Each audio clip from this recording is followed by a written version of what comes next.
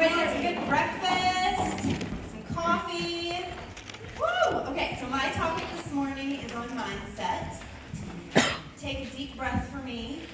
Just breathe in. You can put your notes down for a minute. And close your eyes. I'm going to enter the arena.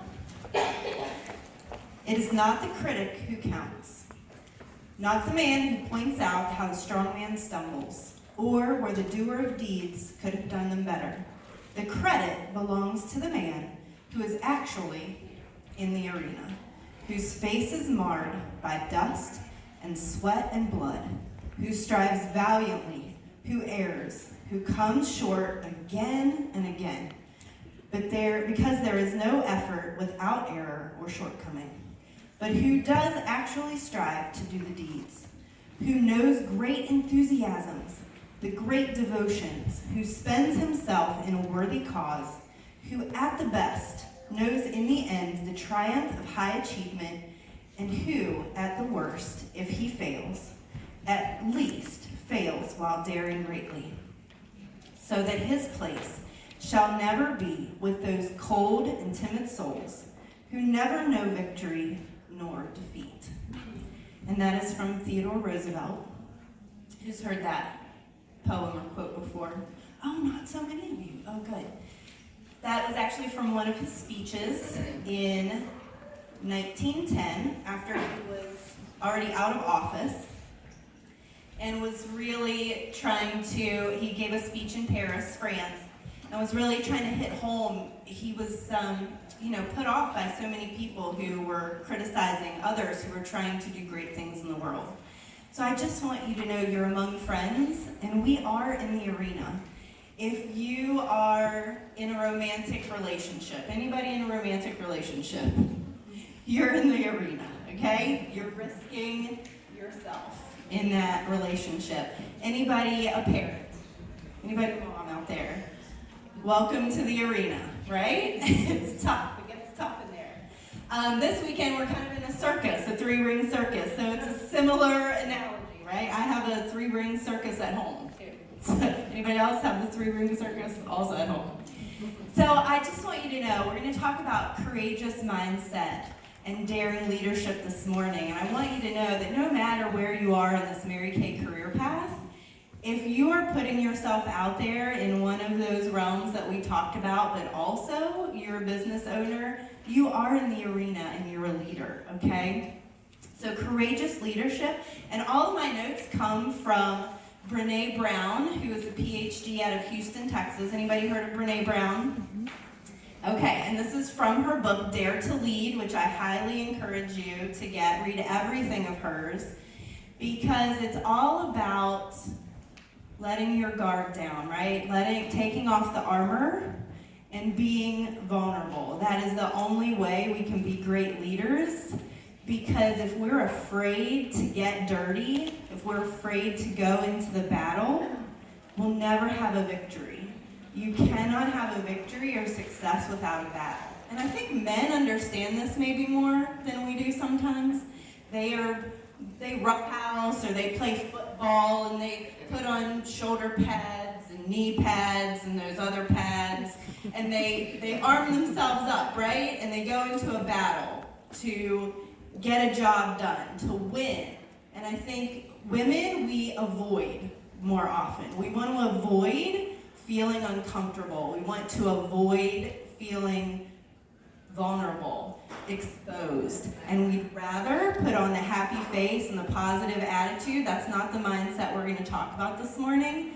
This is the mindset of getting real with yourself and being vulnerable. Because what makes us feel vulnerable in our business? Just shout it out. Anything. What makes you feel uncomfortable about getting started to do something in your business? Fear of rejection. Fear of failure, yes. Being compared. Fear of Being compared. Comparing ourselves, yes. Being compared or criticized by other people, that we're not doing it better than anyone else, right? And that's exactly what Theodore Roosevelt said all the way back in 1910. We don't have to listen to those critics. Okay. 2 minutes left. Oh, great. Okay. So get her book, because I'm going to have to go really fast. So Brene's been doing research about vulnerability and what creates courageous leaders.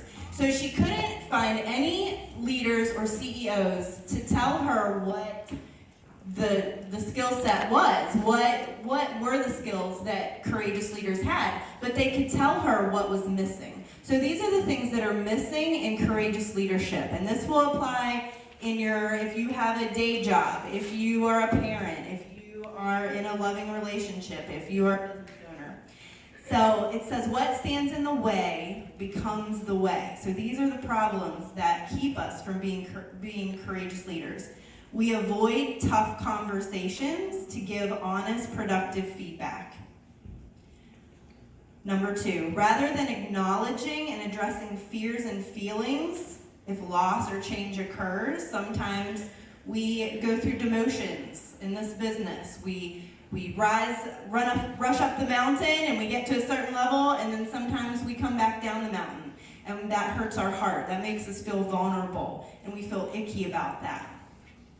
Diminishing trust, that's number 3. Diminishing trust keeps us from being courageous leaders, caused by lack of connection and empathy. And that's just what Jordan spoke about last night and this morning. We're so connected, but we're so disconnected. We're more disconnected than ever before. Not enough people are taking smart risks or creating or sharing bold ideas to meet the changing demands. Number 5, we get stuck and defined by our setbacks and our disappointments. Number 6, there's too much shame and blame and not enough accountability and learning. Edison created the light bulb, right? We know he said, I figured out how it didn't work 999 times, or 9,999 times, right? Before that 10,000 times. Sometimes we have to learn through our losses, okay? Not see them as losses or failures. They're just learning experiences. Number 8, when something goes wrong, individuals and teams rush to fix the wrong problem instead of really digging in with each other to peel the layers of the onion away, right? And get to the heart of the matter. Organizational values, sometimes they assess terms of aspirations rather than our actual behaviors that can be taught and measured. And number 10, perfectionism over fear is keeping people from learning and growing. Okay, so the biggest one she talks about for us to be courageous, and I probably have like 30 seconds left, yes, but is vulnerability and learning to rumble with our vulnerability. So what does that mean? The definition of vulnerability, and what she says about it, is our ability to be a daring leader will never be greater than our capacity for vulnerability. So we can't armor up and connect with people at the same time.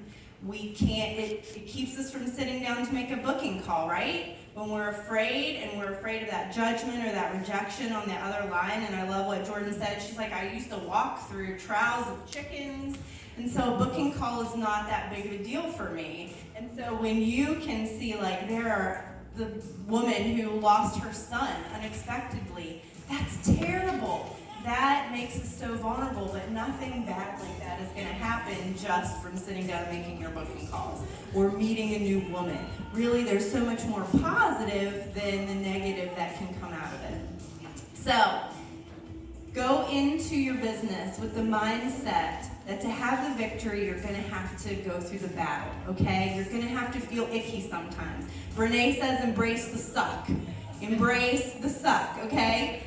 Feel the fear, do it anyway. If you go into your business knowing that you're going to fail, if you are in the arena, you are going to fail. If you try, you're going to fail. Embrace it and be brave anyway. You are going to be successful at this business and any other arena that you venture into. Have a great morning.